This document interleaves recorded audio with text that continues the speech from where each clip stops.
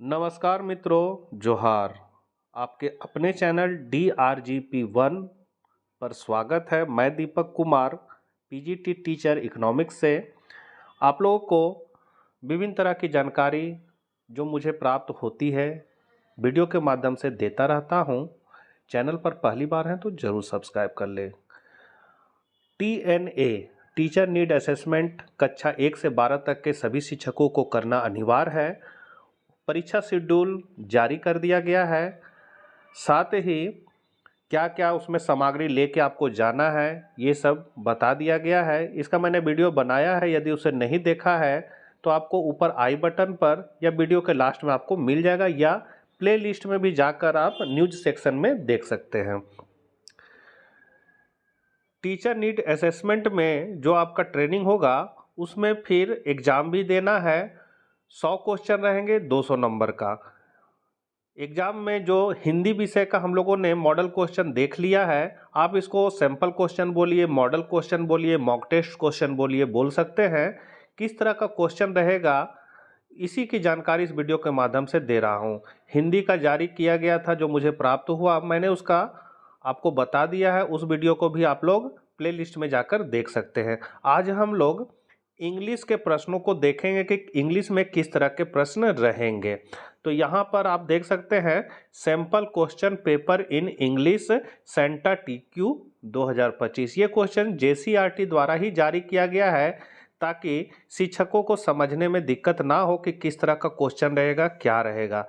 तो यहाँ पर पहला जो क्वेश्चन है वो है which of the following will not function as a modified in a English sentenced.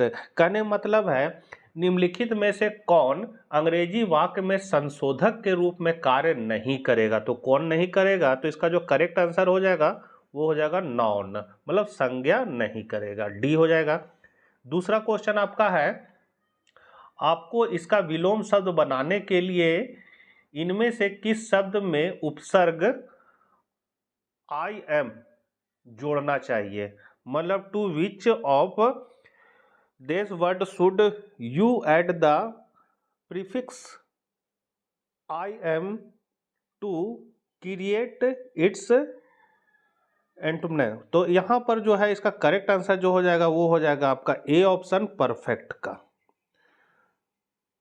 शिक्षक मित्रों, मेरा थोड़ा सा अंग्रेजी वीक है, फिर भी मैं कोशिश कर रहा हूँ आप लोगों को दिखा दे रहा हूँ कि किस तरह का क्वेश्चन है।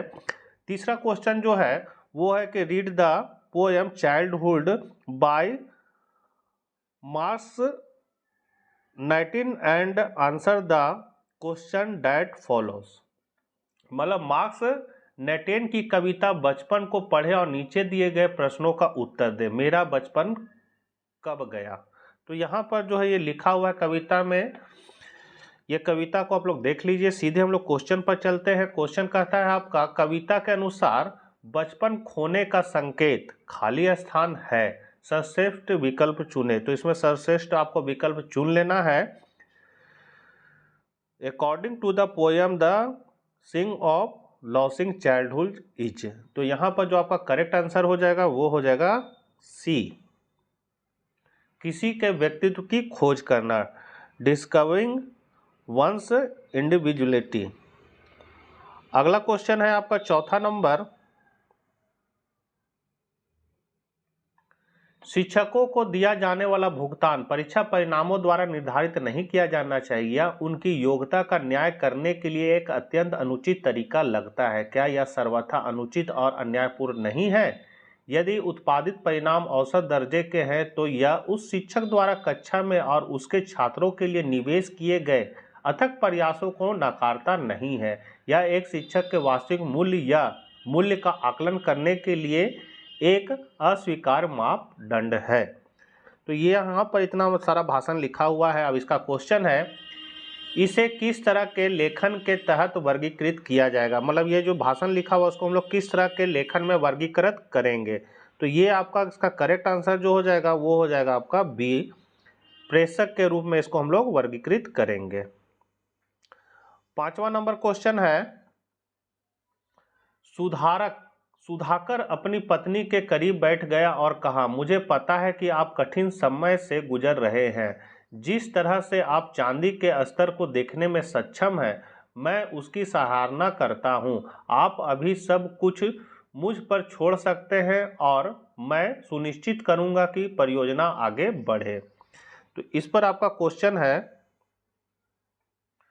आप सहानुभूति के बजाय जलन के स्वर को प्रतिबिंबित करने के लिए इस मार्ग को संपादित करना चाहते हैं। निम्नलिखित में कौन सा परिवर्तन लिस्ट प्रासंगिक होगा? मतलब यहाँ पर कौन सा प्रासंगिक होगा? तो यहाँ पर ऑप्शन में आप देख सकते हैं क्या क्या है। तो इसका जो करेक्ट आंसर है वो हो जाएगा आपका सी। रूपक चांदी के स्तर को देखो को गुलाब के कांटों का सामना करने में से बदले। Replace the metaphor look at the silver lining by with stand the drone is rose. आगे है क्वेश्चन सेक्शन 2 से, विषय शैक्षणिक सामग्री ज्ञान। पहला क्वेश्चन है, विषयों के रूप में पास्ट परफेक्ट और रिपोर्ट किए गए भाषण के बीच शैक्षणिक संबंध क्या है? तो यहाँ पर शैक्षणिक संबंध बताना है। ऑप्शन आप लोगों ने देख लिया है। इसका जो करेक्ट आंसर होगा वो हो जाएगा आपका option C, past perfect. Past perfect report किए गए भाषण को सीखने के लिए एक वैचारिक शर्त है। आगे बढ़ते हैं, दूसरा क्वेश्चन, क्लोज पैकेज एक ऐसा पैकेज है जिसमें कुछ शब्द खाली है। किस उद्देश्य के लिए यह शैक्षणिक संसाधन के रूप में सबसे अच्छा काम कर सकता है? तो इसका जो करेक्ट आंसर है वो हो जाएगा आपका बी, समझ कौशल।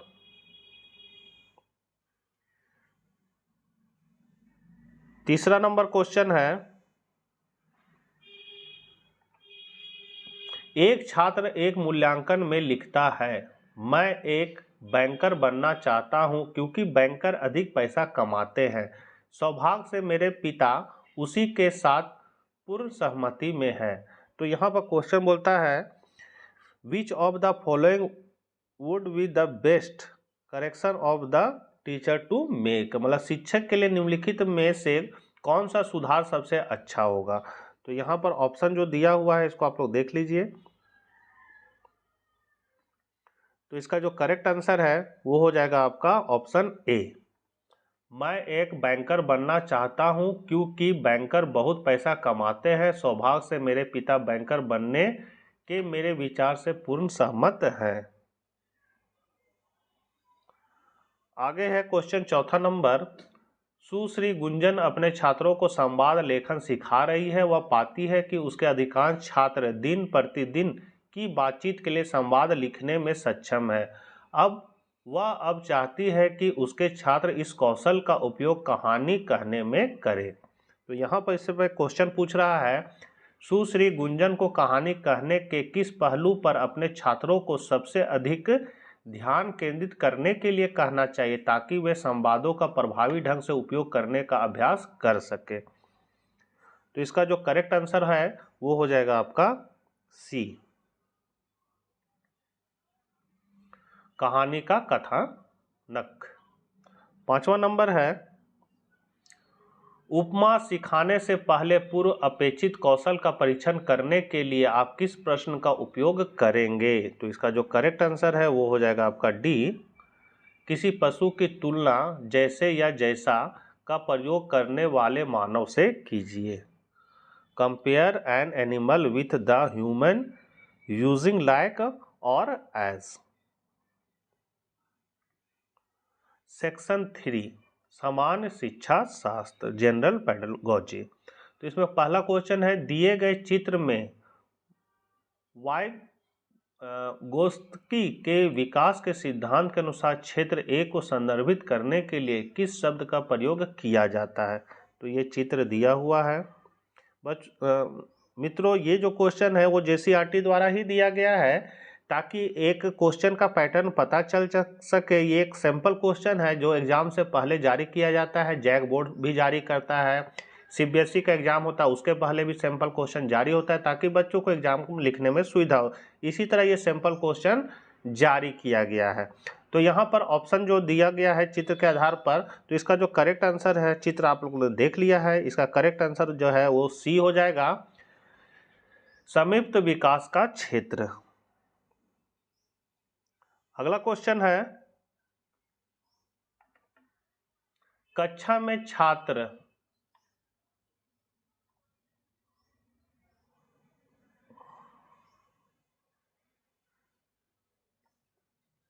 दूसरा क्वेश्चन है, कक्षा में छात्र भागीदारी को प्रोत्साहित करने के निम्नलिखित में कौन सा एक आदर्श पहला कदम है। तो यहाँ पर पहला कदम जो है वो है आपका सी, एक सकारात्मक और समावेशी कक्षा संस्कृति को बढ़ावा देना।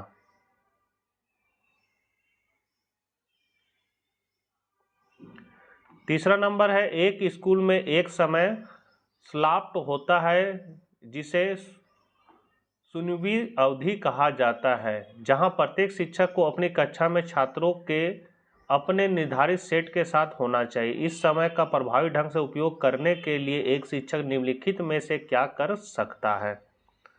तो यहाँ पर दिया हुआ है ऑप्शन में, पहला छात्रों के साथ गतिविधियों का संचालन करना, दूसरा छात्रों को गतिविधियों का सुझाव देने की अनुमति देकर दिन की योजना पर चर्चा करना, तीसरा है छात्रों को अपने लंबित होमवर्क पूरा करने के लिए समय देना, चौथा उन पर चर्चा के बाद लघु चिंतनशील असेसमेंट सौंपना। तो यहाँ जो आपका करेक्ट आंसर है वो हो जाएगा बी, ओनली 1 and 4। 1 और 4 क्या है, तो 1 है आपका 1 और 4।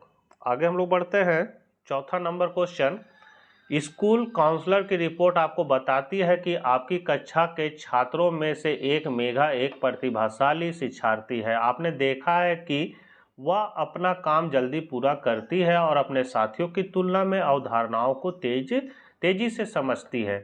तो इस पर क्वेश्चन है, मेघा की ज़रूरतों को पूरा करने का सबसे अच्छा तरीका निम्नलिखित में कौन सा है। तो इसका जो करेक्ट आंसर है वो हो जाएगा आपका ऑप्शन सी, मेघा को चुनौती देने के लिए अधिक जटिल कार्यों का प्रयास करें। Make Megha attempt more complex test to challenger her. पांचवा नंबर है, एक शिक्षक कक्षा के प्रवेश द्वार पर खड़ा होता है और छात्रों को अपनी सीटों पर बैठने की प्रतीक्षा करता है। इस प्रथा के बारे में निम्नलिखित में कौन सा सही है। तो यहाँ पर है पहला कथन, यह अशाब्दिक संचार का एक उदाहरण है, और दूसरा है यह अनुचित है क्योंकि शिक्षक को छात्रों के साथ संवाद करने के लिए केवल शब्दों का उपयोग करना चाहिए। तो यहाँ जो आपका करेक्ट है वो हो जाएगा ओनली 1, पहला ये ऑप्शन।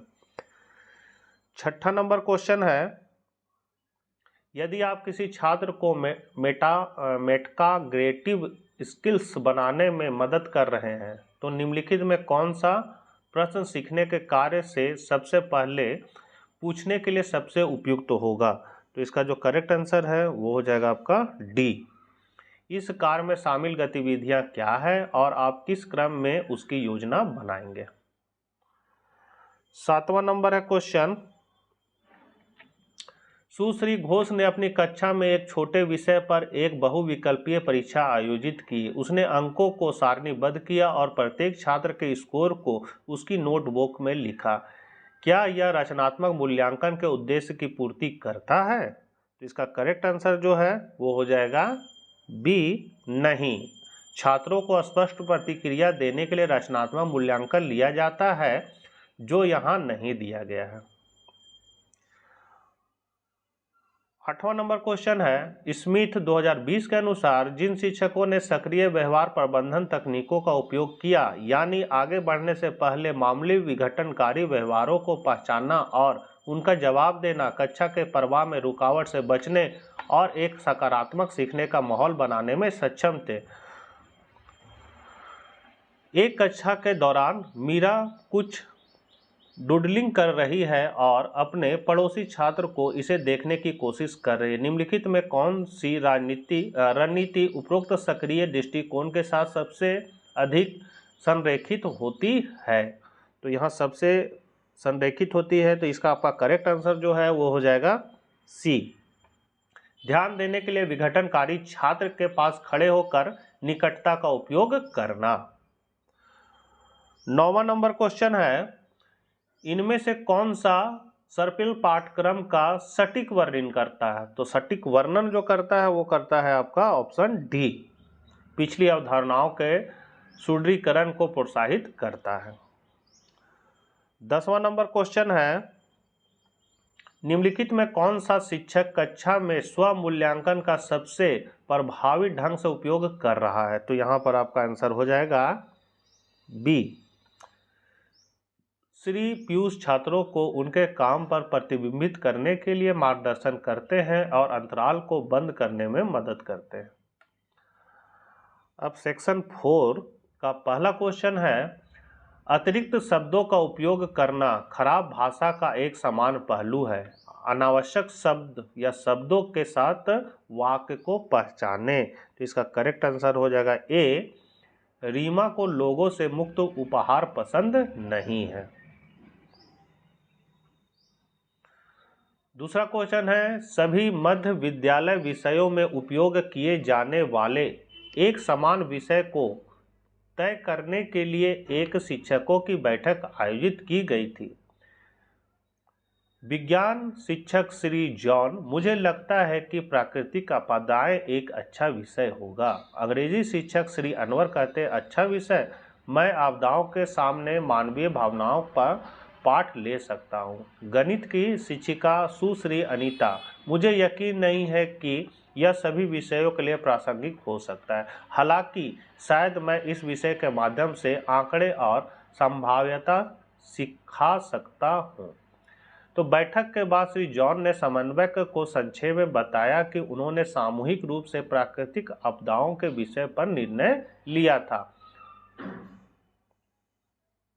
अब क्वेश्चन है, आपके अनुसार चर्चा में किसका सहयोग किया जा रहा था?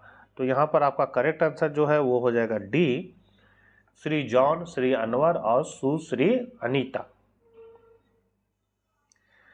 तीसरा नंबर क्वेश्चन है, एक नया शिक्षक आपके स्कूल में शामिल हो गया है और माता पिता साथ जुड़ने के बारे में आपकी सलाह मांगता है। क्वेश्चन कह रहा है, निम्नलिखित में से कौन सी सबसे उपयुक्त सलाह होगी जो आप उसे दे सकते हैं?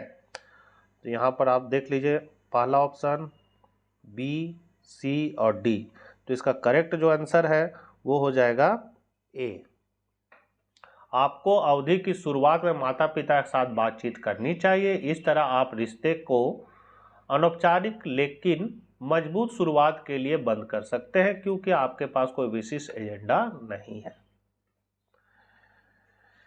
चौथा नंबर क्वेश्चन जो है वो कह रहा है, स्कूल में कुछ छात्रों को एक सांस्कृतिक कार्यक्रम के लिए चुना गया है और एक सप्ताह के लिए स्कूल के बाद कुछ घंटों के लिए अभ्यास के लिए वापस रहने की आवश्यकता है। यह जानकारी उचित पिकअप के लिए उनके माता पिता को सूचित करने की आवश्यकता है। तो यहाँ क्वेश्चन है, माता पिता को इस संदेश को संप्रेषित करने का सबसे सटीक और स्पष्ट तरीका निम्नलिखित में कौन सा है?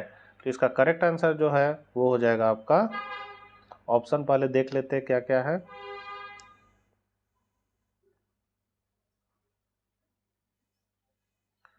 तो इसका करेक्ट आंसर जो है वो हो जाएगा बी। आपका बच्चा एक सांस्कृतिक कार्यक्रम के लिए चुना गया है और अगले सप्ताह हर दिन स्कूल के बाद 2 घंटे के लिए स्कूल में वापस रहेगा। कृपया तदनुसार पिकअप की व्यवस्था करें। धन्यवाद।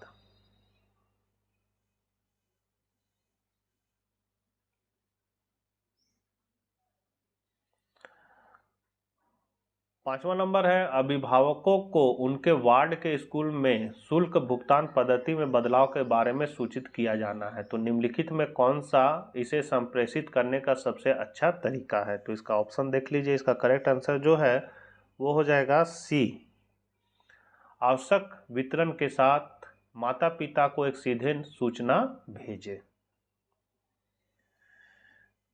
छठा नंबर जो है वो लंबा कहानी है कि हाल के एक पेपर में Ebony Ridgewell Mitchell Harvard Graduate School of Education से ने यह पता लगाने के लिए निर्धारित किया कि जब स्कूल के प्रिंसिपलों को निर्णयों का सामना करना पड़ता है तो संदर्भ कैसे मायने रखता है। उसने दो अलग अलग तरीकों की जांच की जिसमें प्रिंसिपल एक दावने वाली समस्या को फ्रेम कर सकते हैं, राजनीति के रूप में प्रभाव या शक्ति के साथ करना, या राजनीति के रूप में प्रदर्शन और संसाधनों के साथ करना। वह देखना चाहती थी कि क्या उस फ्रेमिंग का उन लोगों पर असर पड़ता है जिन्हें उन्होंने मदद के लिए चुना था। उन्होंने पाया कि जब लोग अपनी समस्याओं को राजनीतिक रूप से फ्रेम करते हैं तो वे उन सलाहकारों की ओर मुड़ने की अधिक संभावना रखते हैं जो उन्हें लगता है कि भरोसेमंद है और प्रभाव डालते हैं। लेकिन जब वे राजनीतिक होने के रूप में समस्याओं को फ्रेम करते हैं तो वे उन लोगों की ओर मुड़ने की अधिक संभावना रखते हैं जो उन्हें लगता है कि सुलभ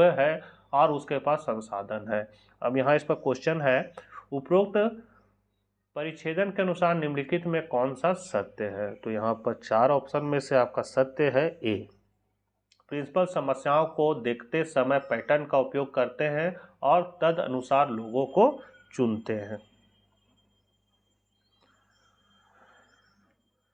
7वां नंबर है, नीचे एक शिक्षिका सुश्री वर्षा और उनकी छात्रा सुप्रिया के बीच बातचीत का एक अंश दिया गया है। तो यहाँ पर है सुश्री वर्षा, सुप्रिया, मुझे लगता है कि आप रमेश के प्रति दयालु हो सकती। हाल ही में उनके लिए चीज़ें मुश्किल रही है। यदि आप उस पर चिल्लाते हैं तो यह उसे और भी अधिक चोट पहुंचा सकता है। तुम्हारा क्या विचार है। तो सुप्रिया कहती है, सुप्रिया, मैडम, मुझे नहीं लगता है कि मैंने कुछ गलत किया है। रमेश सोनाली को परेशान कर रहा था इसलिए मैंने उसका बचाव किया क्योंकि वह मेरा दोस्त है। मुझे परवाह नहीं है कि रमेश इस बारे में कैसा महसूस करता है। सुश्री वर्षा, मैं समझती हूँ कि आपको अपने दोस्त को परेशान करना पसंद नहीं था। हालांकि मैं चाहता हूँ कि आप स्थिति को समग्र रूप से देखें। आपको क्या लगता है कि इस तरह से प्रतिक्रिया करने से क्या हासिल हुआ। तो सुप्रिया है, मैं तो बस सोनाली को बचा रहा था मैडम, यह पाने या खोने के बारे में नहीं है। तो यहाँ पर है कि क्या आपको लगता है कि सुश्री वर्षा सुप्रिया के साथ अपनी बातचीत में सम्मानजनक थी। सफाई देना, जवाब नहीं, क्योंकि वह लगातार सुप्रिया की बात का विरोध कर रही है। तो यहाँ पर आपका जो है ऑप्शन बी है, सी है, डी है। तो यहाँ पर आपका जो करेक्ट आंसर है वो हो जाएगा आपका डी। डी कह रहा है कि हाँ, चूंकि वह धैर्य रख रही है और भाषा का उपयोग कर रही है कि जिससे पता चलता है कि वह स्वीकार कर रही है कि सुप्रिया कैसा महसूस करती है। 8वां नंबर क्वेश्चन है, एक शिक्षक अपनी कक्षा में एक संघर्षरत छात्र के बारे में प्रिंसिपल को सूचित करना चाहता है। निम्नलिखित में कौन सा एक चिंता को व्यक्त करने का व्यवहारिक रूप से सही तरीका है। तो इसका करेक्ट आंसर जो है वो आपका ए हो जाएगा। एक छात्र कोर्स वर्क का सामना करने में सक्षम नहीं है। 9वां नंबर क्वेश्चन है, निम्नलिखित में से कौन सा छात्र सीखने को पढ़ाने के लिए मौखिक संचार में इंटोनेशन का उपयोग करने वाले शिक्षक का सबसे अच्छा उदाहरण है। तो इसका करेक्ट आंसर जो है वो होगा आपका सी। सी है, सुश्री नीतू विराम और अभिव्यक्तियों का उपयोग करती है जब वह एक विराम चिन्हों को जोर से पढ़ने में आती है। 10वां नंबर क्वेश्चन है, आपकी कक्षा के एक छात्र को कई दिनों से स्कूल की गंदी और जर्जर स्कूल यूनिफॉर्म में स्कूल भेजा गया है। कक्षा शिक्षक के रूप में आपको यह सुनिश्चित करने के लिए उसके माता पिता को एक नोट लिखना होगा कि वे इसे संबोधित करते हैं। नोट स्पष्ट होना चाहिए और साथ ही माता पिता को अपमानित या शर्मिंदा नहीं करना चाहिए। तो इस पर क्वेश्चन है, आप निम्नलिखित में से किस नोट का चयन करेंगे। तो यहाँ पर आपका करेक्ट आंसर जो होगा वो हो जाएगा आपका बी। आपका बच्चा एक गंदी वर्दी में स्कूल आ रहा है।